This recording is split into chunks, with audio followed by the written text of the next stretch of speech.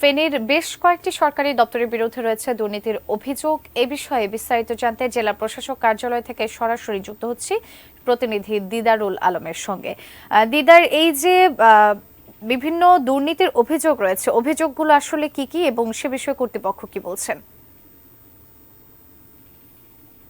আপনি আসলে যেমনটি বলছিলেন, গতকালকে মাননীয় প্রধানমন্ত্রী আসলে তিনি সাংবাদিকদের প্রশ্নের জবাবে বলেছেন যে হারে দুর্নীতি বাড়ছে এবং কঠোর হাতেই কিন্তু দুর্নীতি দমন করা হবে বলে তিনি হুঁশিয়ারি দিয়েছেন। এবং এরপর থেকে কিন্তু আসলে এখানকার যে সকল দপ্তরগুলো রয়েছে সেগুলোর ক্ষেত্রে কিন্তু অনেকেই আসলে অভিযোগ করছেন, বলছেন যে এখানকার যে সকল সরকারি যে সকল দপ্তরগুলো রয়েছে সে সকল দপ্তরগুলোর যে সকল কর্মকর্তা রয়েছে আসলে এখানকার সাধারণ মানুষরা সরাসরি সে সকল কর্মকর্তার সাথে দেখা করতে পারে না। তারা বলছেন যে এখানকার অফিসের পিয়ন এবং যারা অফিসের সহায়ক রয়েছেন তারা আসলে এখানকার কর্মকর্তাদের চেয়েও প্রভাবশালী। তারা তাদের যে কোনো ফাইল নিয়ে যখন যেতে যান তখন কিন্তু আসলে তারা সরাসরি তাদের কাজ করতে পারে না, তাদেরকে পিয়নের মাধ্যমে আসলে কাজ করতে হয়।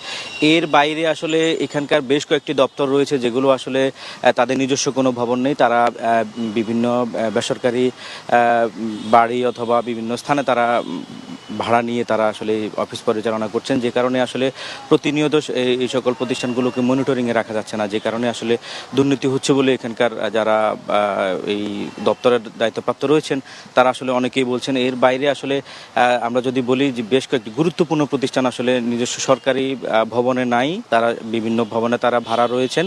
তো সেই ক্ষেত্রে আসলে কর অফিস রয়েছেন, ভ্যাট অফিস রয়েছেন, এছাড়া আসলে বিদেশ গমনের জন্য যে সকল ফিঙ্গারিংয়ের যে অফিস সেটাও আসলে ভাড়া বাড়িতে রয়েছে, যে কারণে আসলে এখানকার সাধারণ মানুষ বলছেন যে যদি প্রতিনিয়ত মনিটরিংয়ের ব্যবস্থা রাখা যায়, জেলা প্রশাসন থেকে যদি প্রতিনিয়ত যদি মনিটরিং করে তাহলে সেক্ষেত্রে আসলে এখানকার দুর্নীতি দমন করা সম্ভব হবে বলে তারা মনে করছেন।